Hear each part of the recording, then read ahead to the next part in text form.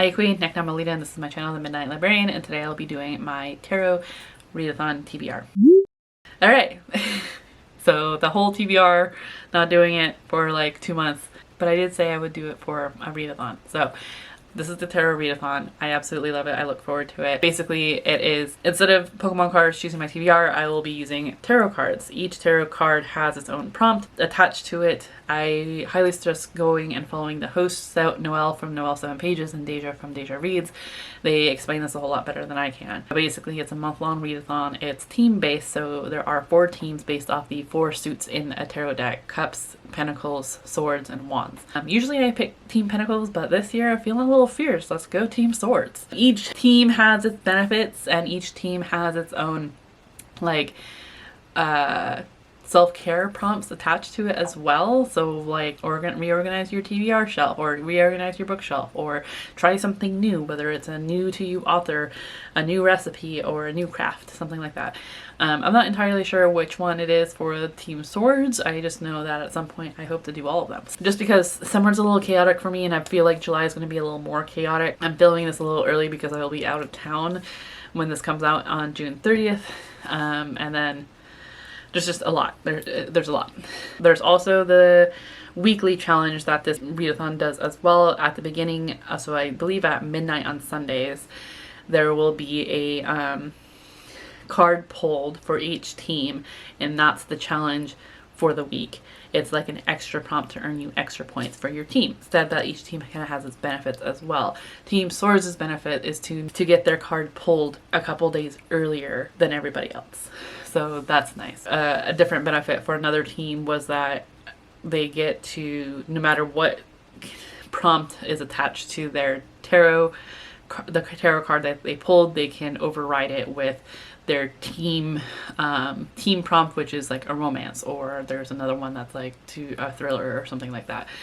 So, and there's hosts to each of these teams. I will have all the hosts linked down below if I can. I think that's it. I do hope to prioritize some of my June, July TBR, but I also think this is a good time to kind of assess to see which ones I'm feeling and which ones I'm not, and maybe add a bit more that I could give myself some wiggle room. I will be pulling 10 cards. I will say I am using the Antique Anatomy Tarot deck by Claire Goodchild. I absolutely love this deck. I've used it every year for this readathon.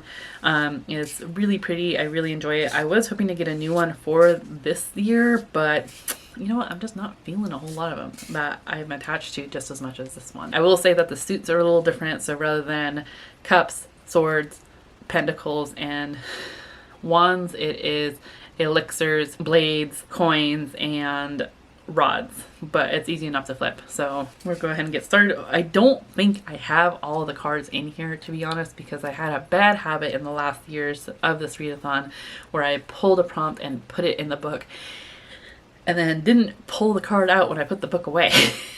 So I think I'm missing a couple. I hope not. I should just count them, but I don't want to because I don't want to try to find them. We're just gonna roll with it. Let's go ahead and choose the first one.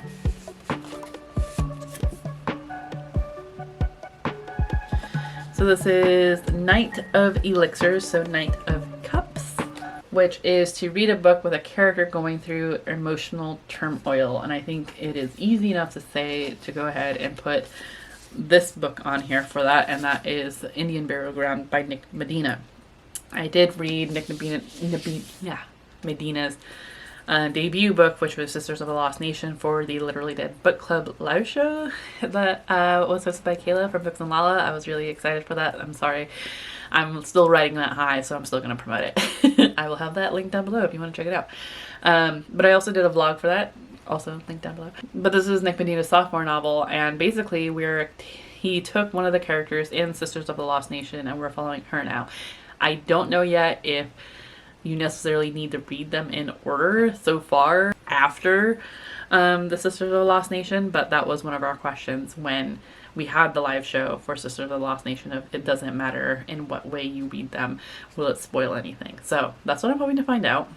But basically, Indian Burial Ground, we are following Noemi, who just wants to start life anew with her new boyfriend that treats like who actually treats her well.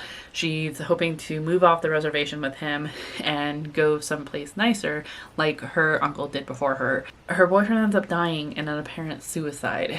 She doesn't believe he would do that. But the facts about Roddy's death just don't add up, and Noemi isn't the only one who suspects that something menacing might be lurking on their tribal lands. After over a decade, Uncle Louis has returned to the reservation, bringing with him past full of horror, and what might be the key to Roddy's true cause of death. Together, Noemi and Louis set out to find answers, but as they get closer to the truth, Noemi begins to wonder whether it might be best for some secrets to remain buried. I did enjoy Sisters of the Lost Nation. I gave it 4.5 stars. So I'm really interested to see where Nick Medina's writing goes. This also, I did listen to, I think, 2 chapters of this, but I am going to have to read it because Erin Tripp narrates Noemi's perspective, which I absolutely love. Way to go, Erin. But I am sorry, the male narrator who narrates Uncle Louis' part, I could not get through. So I'm gonna have to physically read this. But I am still excited about it. So, and I'm still loving this. So not only was it on my June-July TBR, but it's also on my 24 of 2024. So yeah, I will not be in the habit of sticking that in the book. I'm sticking it over here.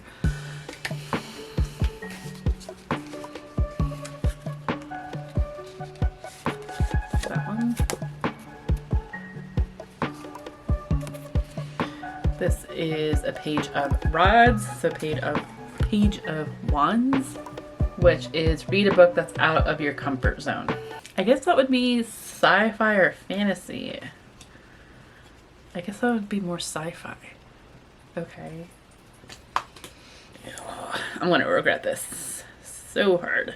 So for page of wands or page of rods, it is to read a book out of my comfort zone. I'm choosing a tome of a science fiction novel, which I think is a series, which I'm also not that comfortable with.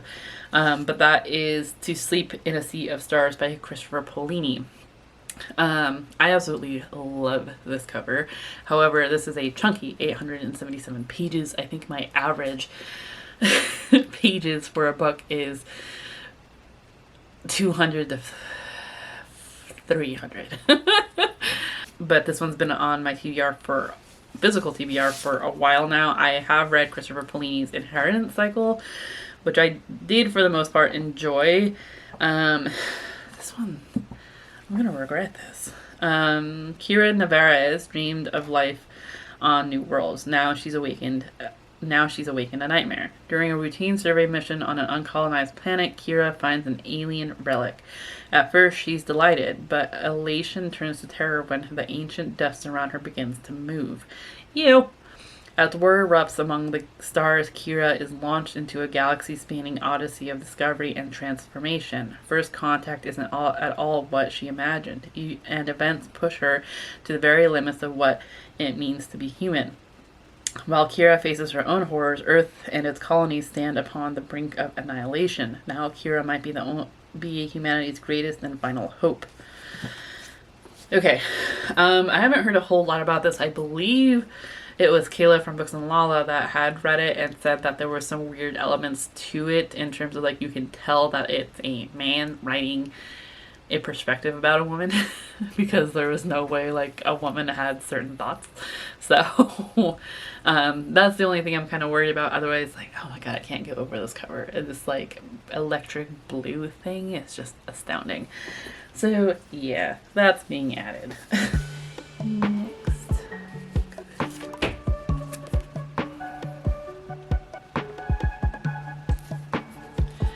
This is Wheel of Fortune, which is a major arcana. Read a book that represents your favorite season. My favorite season is fall, but I don't necessarily know if I have. Okay, I don't know if this is necessarily fall, but it kind of looks fall-ish to me, and I know that that's like a little biased because I purposely bought the UK edition. but it also just kind of feels fallish. I don't know. But I'm going with Nettle and Bone by T. Kingfisher. This was also my June/July TBR. I mean, it has like brown gray tones, but like we're also following Mara, who after years of seeing her sister suffer at the hands of an abusive prince, Mara, the shy convent-raised third-born daughter, has finally realized that no one is coming to their rescue. No one except Mara herself. Seeking the help from a powerful grave witch, which makes me think fall too, Mara is offered the tools to kill a prince if she can complete 3 impossible tasks. So I think fairy tale-esque, grave witch, this cover, it's giving me fall. So that's what I'm kind of hoping for. But I mean, I'll ultimately have to see, right? So that's what I'm choosing. I have read T. Kingfisher before. I haven't heard the best things about her fairy tale inspired works. I really did enjoy What Moves the Dead and The House with Good Bones, but we'll have to see with Nettle and Bone. So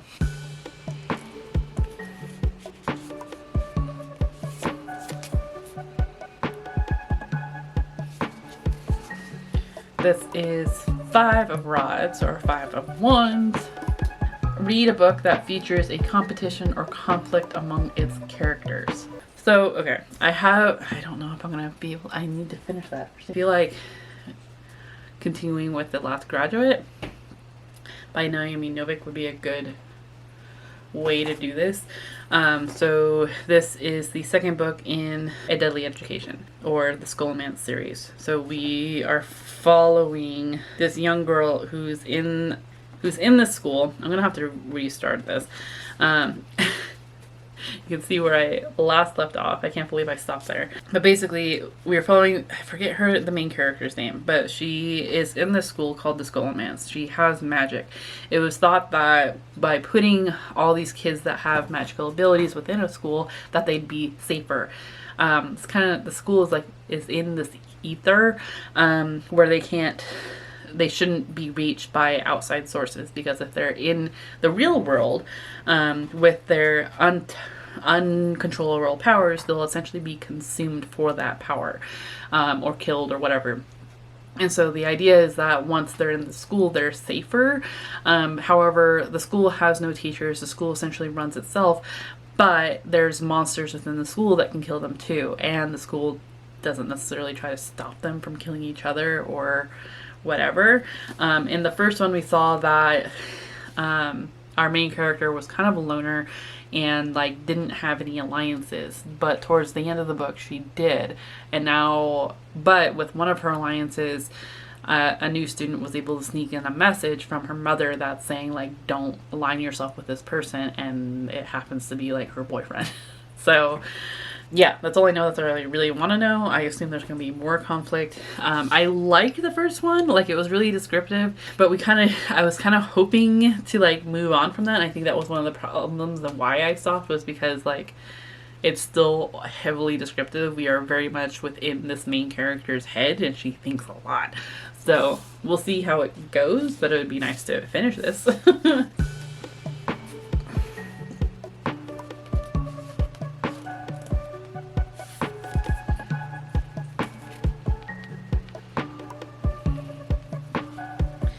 This is the Knight of Blades or Knight of Swords, which is to read a book featuring a character on a mission or a quest. So for this, I'm going to go ahead and choose a graphic novel that I've had on my TBR a couple times now. The last time I wasn't able to read it because I couldn't find it. Lo and behold, it was on one of my shelves, just kind of hidden. But that is Neona by Andy Stevenson. Neona is the shape-shifting sidekick who pairs up with a supervillain, Lord Blackheart, and they hope to wreak serious havoc, and their mission is to prove to the kingdom that Sir Ambrosia Lionheart and his merry band of institution of law enforcement and heroics aren't the heroes everyone thinks they are. I'm hoping to finally get to this, because this seems really fun and a really quick read.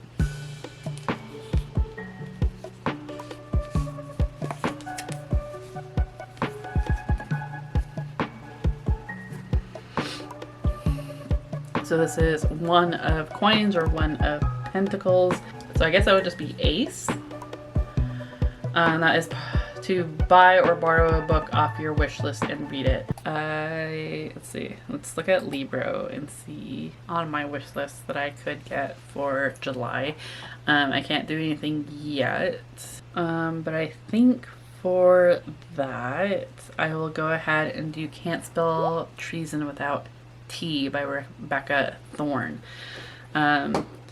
Mostly because I was hoping to also participate in the Summerween Readathon. I'm always hesitant with that though because it's only like a week long, but we'll see. I guess that, and that's from July 5th to the 11th. So we'll see, just because I don't want to put out another, maybe I'll unofficially like join. Anyway, this is a fantasy romance of sorts. We are following Raina and Kayanthe, who want to open a bookshop that serves tea, worn wooden floorboards, plants on every table, and firelight drifting between the rafters, all complemented by love and good company. Thing is, Raina works as one of the queen's private guards, and Kayanthe is the most powerful mage in existence. Leaving their lives isn't so easy. But after an assassin takes Raina hostage, she decides she's thoroughly done risking her life for a self-centered queen. Meanwhile, Kayanthe has been waiting for a chance to flee responsibility, all the better that her girlfriend is on board. Together they settle in Tawny, a town nestled in the icy tundra near Dragon Country, and open the shop of their dreams. So I think this will be fun. Yes. And I think, what was it? I don't know why I picked this. This somehow fit one of the prompts I remember, and I don't remember why for Summerween, but I'm picking it now. So Can't Spell Tea Without Treason.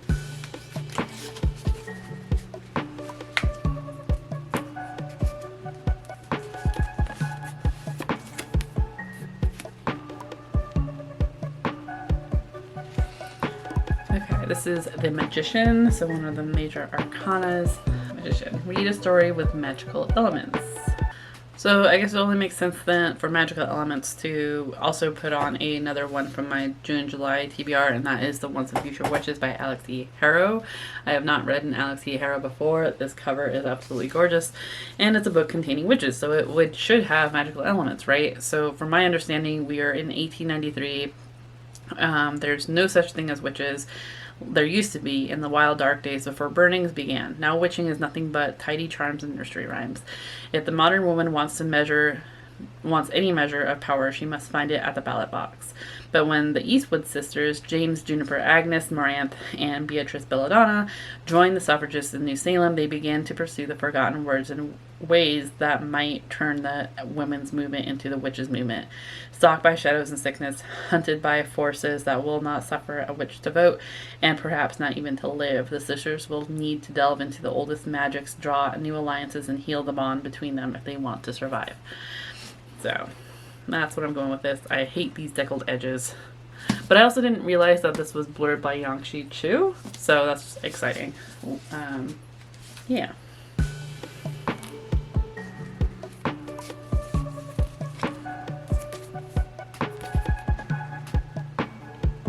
So this is the King of Blades, so King of Swords, and that is to read a book with scientific elements, sci-fi, scientist characters, etc. We'll go ahead and go with another June-July TBR pick, and that was Botanical Daughter, A Botanical Daughter by Noah Medlock.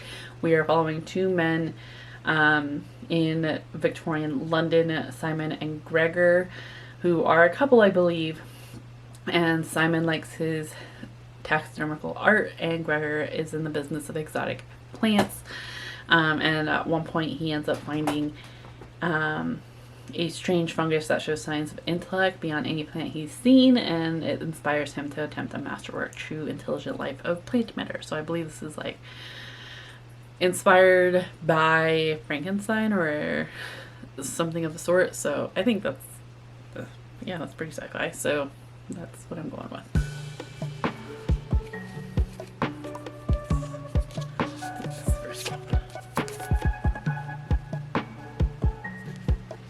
This This is the Knight of Coins, or of Pentacles, and the Knight is to read your most anticipated book on your TBR.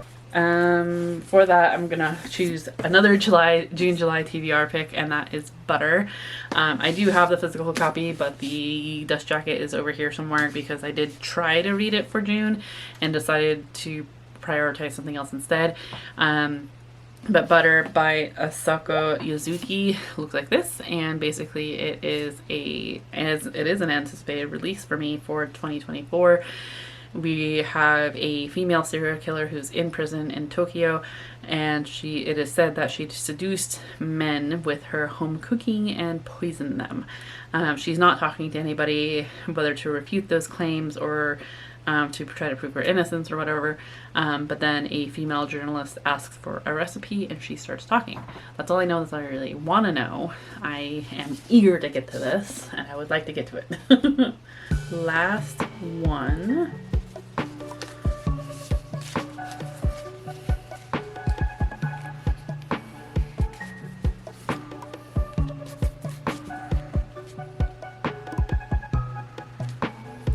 This is 4 of Coins. Glad they have the number there. So 4 of Pentacles, which is read a book with rich people drama or that has rich, wealthy characters. I don't think this is like out loud, but I'm doing it anyway just because I'm sure I have a book like that. I'm just not wanting to read it. So I'm gonna put that aside. If I find one later, then maybe, but I'll go ahead and pick like an 11th one or replace this one. We'll see if I get to it. And pick a different one because I don't want to.